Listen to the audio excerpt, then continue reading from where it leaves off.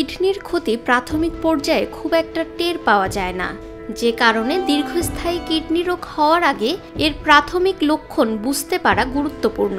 যেসব লক্ষণ চোখ এড়িয়ে গেলে কিডনি ফেইলিওরের মতো ভয়াবহ পরিণতি হতে পারে। তবে সতর্কতা সংকেতগুলো চিনতে পারলে সমস্যার প্রতিকার করা সহজ হয়।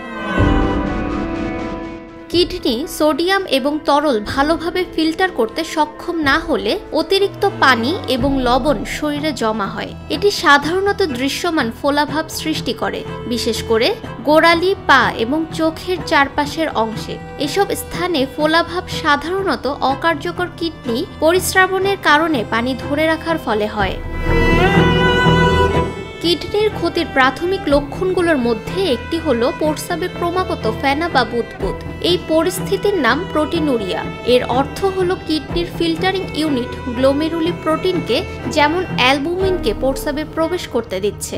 স্বাভাবিক কিডনি সাধারণত প্রচুর প্রোটিন প্রবেশ করতে দেয় না, তাই খালি চোখে দৃশ্যমান ফেনা একটি সতর্কতা সূচক, যা চিকিৎসকের দ্বারা পরীক্ষা করা উচিত। সুস্থ কিডনি এরিথ্রোপয়েটিন তৈরি করে।